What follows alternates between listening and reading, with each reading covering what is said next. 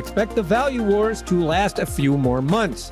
Welcome to The Week in Restaurants, a look at the most important news this week. I'm Jonathan Mays, Editor-in-Chief of Restaurant Business, and I'm here with Senior Technology Editor Joe Guskowski. Cracker Barrel is in hot water with conservatives over, of all things, its logo. We'll talk about what that means. Another casual dining chain has filed for bankruptcy. Why are some full-service chains going bankrupt and others are doing 30% comps? Later, Joe talks about casual dining and takeout on Tech Check and an FSTEC preview. But first, Joe, have you paid for a Big Mac meal at McDonald's lately? Not a Big Mac meal, but McDonald's is in the rotation, and I usually don't get the combo meals, but you know, I think I see where you're going with this. And you see where I'm going with this? The prices are not what they used to be. I'll tell you that. No, McDonald's, like a lot of other fast food restaurant chains, have raised prices somewhere in the neighborhood of 40% since 2019, and that's pretty much standard for the industry. So the news came out this week that the company has convinced franchisees to go along with steeper discounts on combo meals. So franchisees have agreed to discount combo meals 15% off the price they would be a la carte. And it's coming across roughly as a 15% discount on combo meals. It's not quite accurate.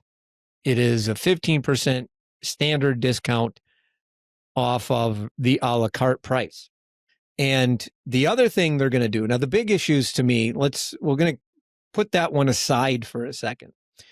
To be honest, the big thing is they're going to be running a couple of pretty aggressive limited time offers on combo meals. They're effectively bringing back the term extra value meal in the U.S., which they haven't really used for years.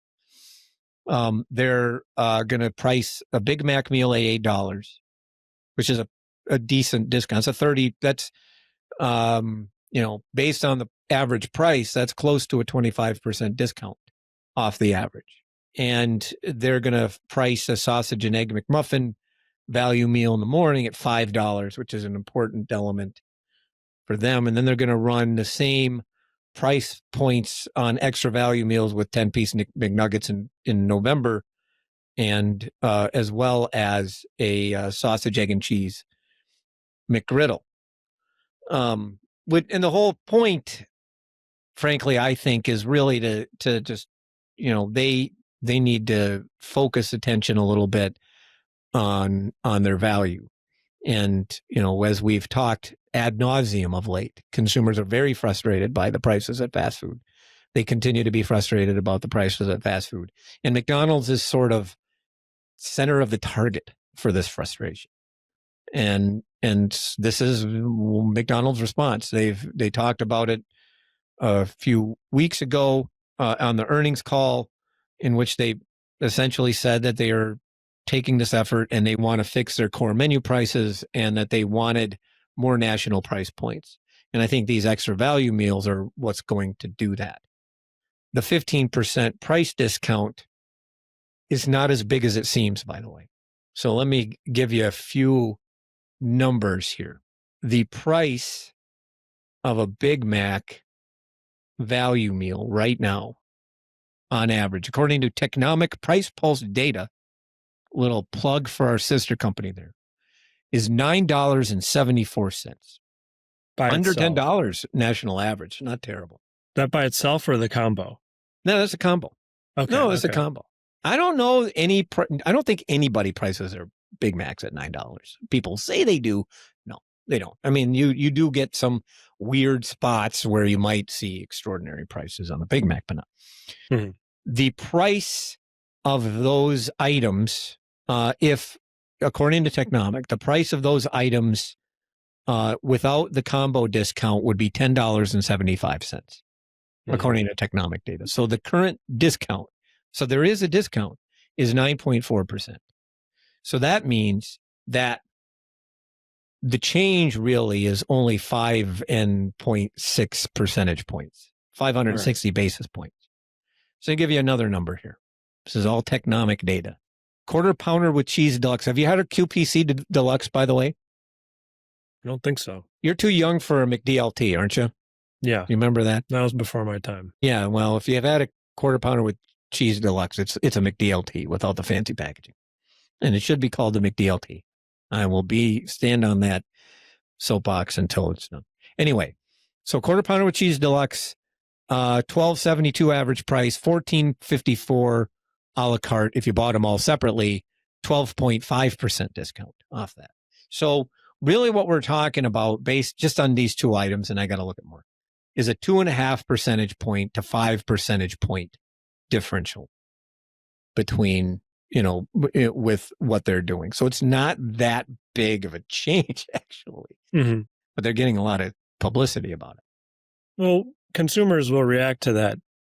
Would you say $8 for a Big Mac meal? I mean, that's what they care. Yeah. That's what they care about, is that nice, round, $8 price point, right? Right. They don't really know. It's a limited time offer, though.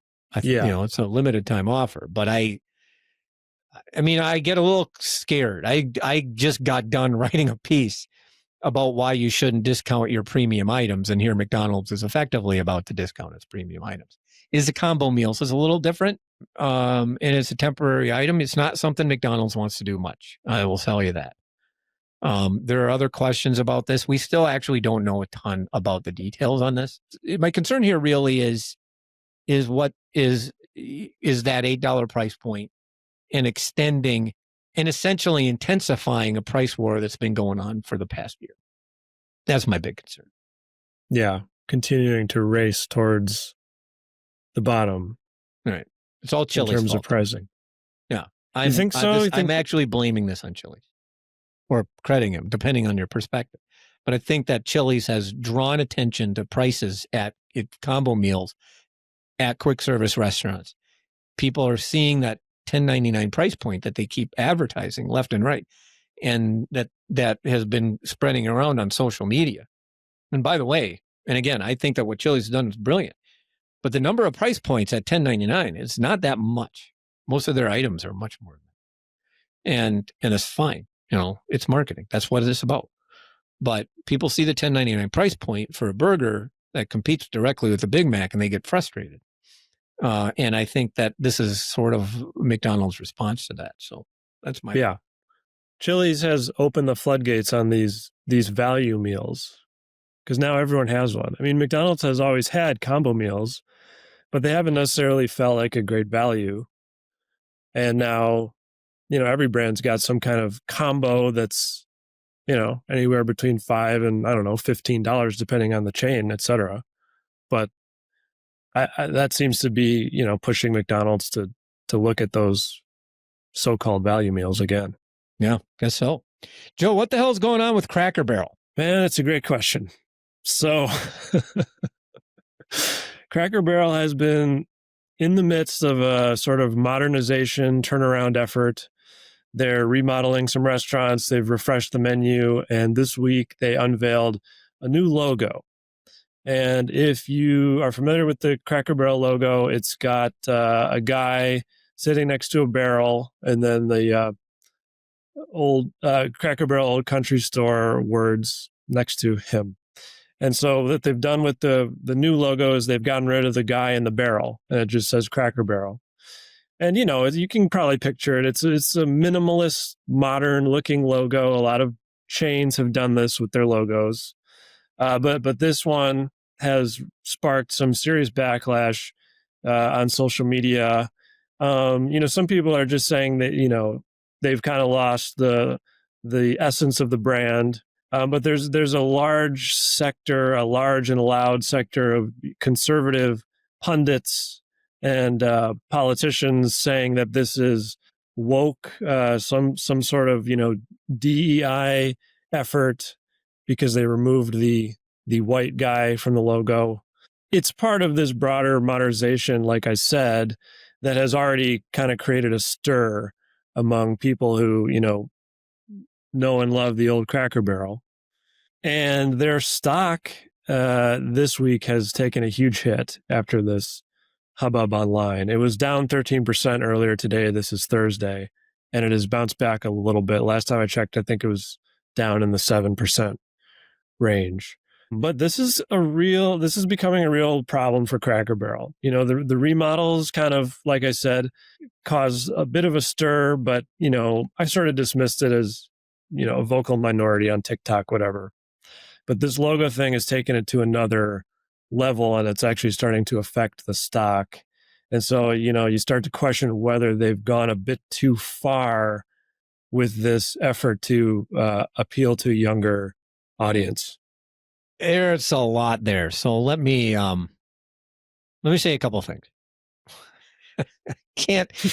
I will say, simply put, there are days, probably more than I would prefer to admit, that I wake up and wonder whether I drank some damn potion at the bottom of a hole after chasing a rabbit down it and ended up in some sort of weird upside down universe.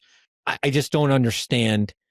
Someone is going to, look, you don't have to like the logo. I actually, to be perfectly honest, I'm not a huge fan of the change. I actually didn't like the old logo either. By the way, the old logo belongs on a package of cheese. Let's be real with it. So, but whatever, right? You don't have to like a logo. There's no rule that says you have to like it. And really, if you're going to choose to be offended by somebody's logo, I don't know what to do about that. I'm sort of the idea that this would take on some sort of political meaning about anything is so beyond my realm of comprehension that I can't even fathom it. But that said, my opinion of that whole thing does not matter. And what matters is the consumer's opinion. And the consumer's opinion is apparently they don't like it, or at least a certain very vocal group. And I will tell you, as you noted, the stock price is one thing. The question is what happens to Cracker Barrel over the next few weeks.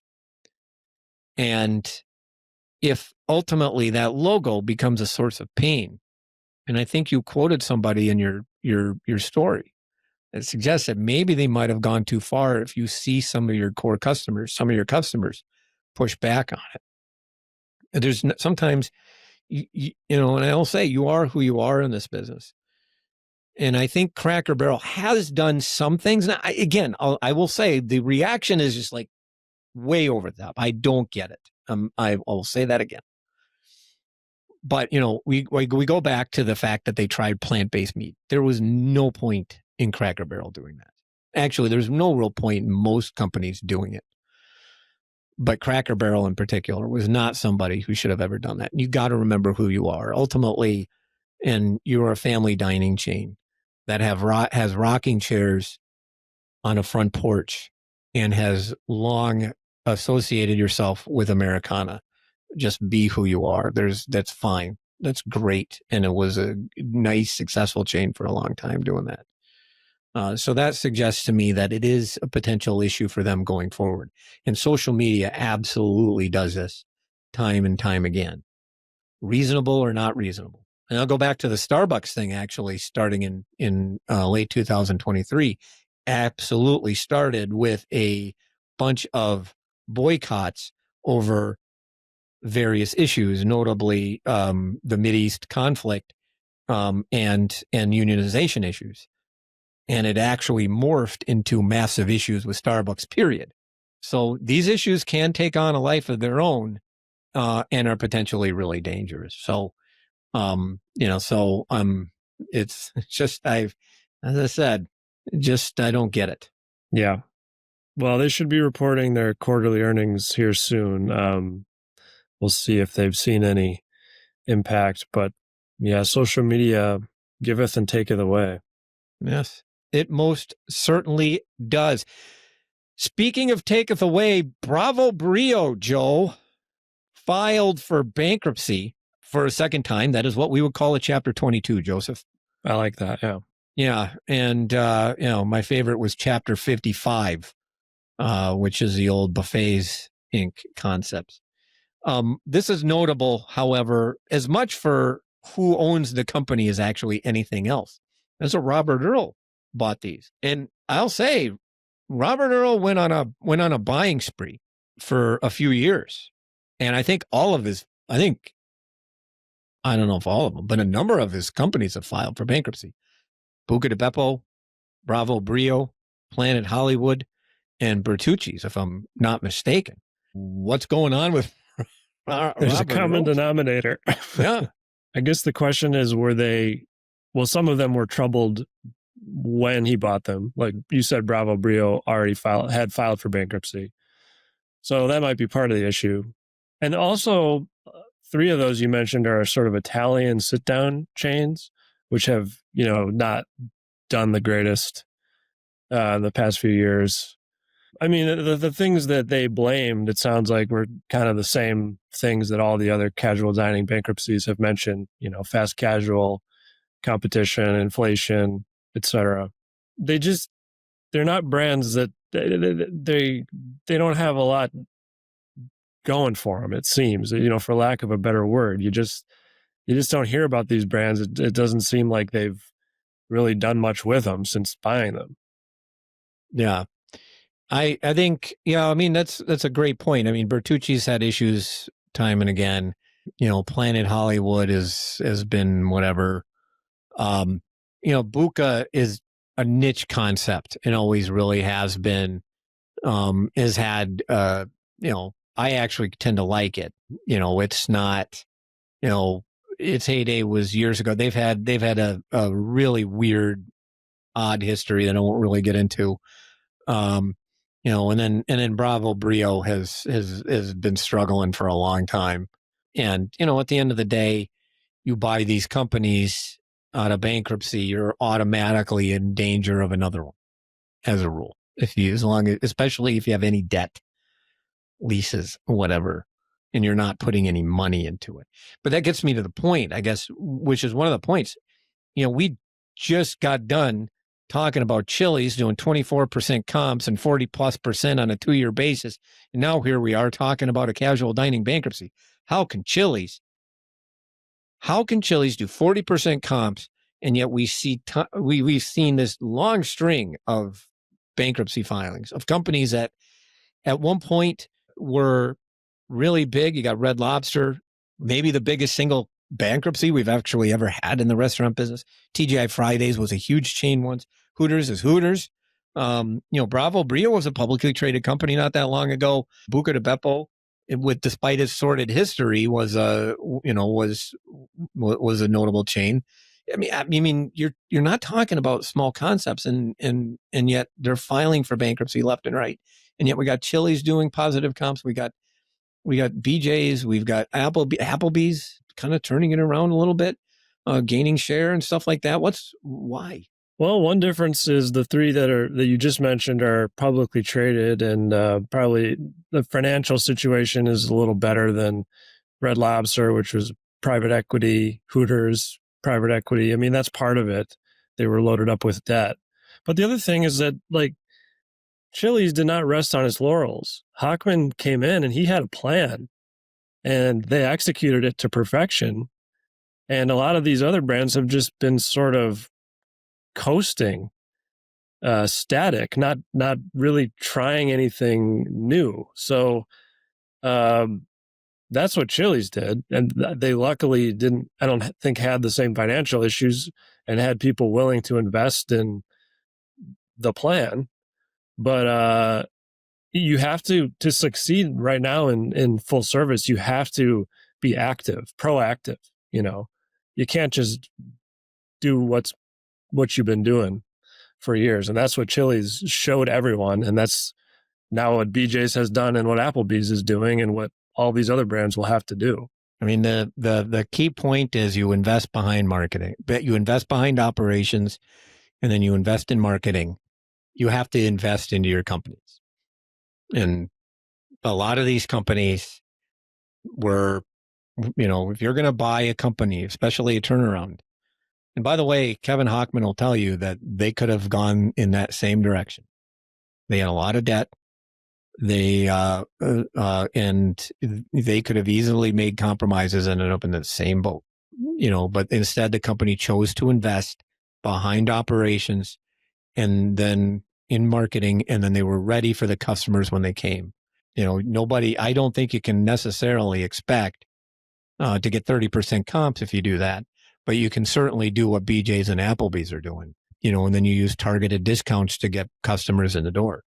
And of course it helps that consumers right now are just pissed off at fast food prices, But, yeah, very interesting. Okay.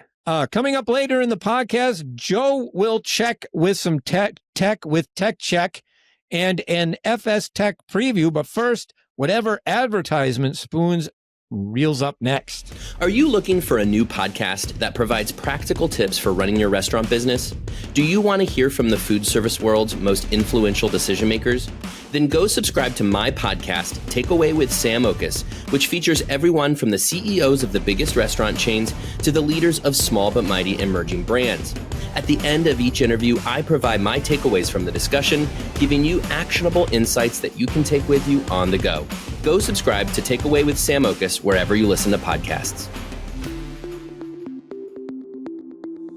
Hello and welcome to Tech Check, where I, Joe Guskowski, talk really fast about one big topic in restaurant tech. This week, how technology could be fueling a comeback in casual dining. There's been a lot of talk about the resurgence of casual dining chains like Chili's, and a lot of that has focused on casual dining's value relative to fast food. But there's another way in which full-service restaurants are leveling the playing field with QSRs, and that's through takeout and delivery. Thanks to the rise of third-party delivery apps, you no longer need to leave your house to get a triple dipper, a bloomin' onion, or any of the other specialties available at your local sit-down establishment. And that convenience is showing up in the results of casual dining chains. Olive Garden, which has long resisted offering its food for delivery, has gotten a big boost from the service since partnering with Uber last year. Off-premise sales at Texas Roadhouse are growing faster than its in-store sales. And First Watch got all of its traffic growth last quarter from off-premise after it tweaked how it marketed itself on DoorDash. Now, there are a lot of reasons why full-service restaurants are having a moment right now. One of them is simply that people enjoy the experience of sitting down in a restaurant for a hot meal. But don't discount the convenience of off-premise as a factor either. Okay, Joe, you probably didn't notice my t-shirt, but it says, I love FSTEC. I'm not going to move my camera. That's about enough. I have that same shirt. Yeah, you have the same shirt. What a coincidence.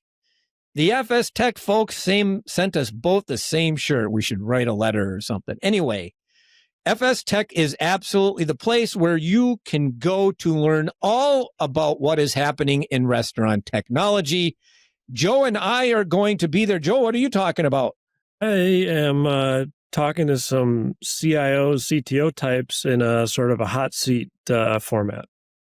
And fantastic. Well, let me tell you what I'm doing.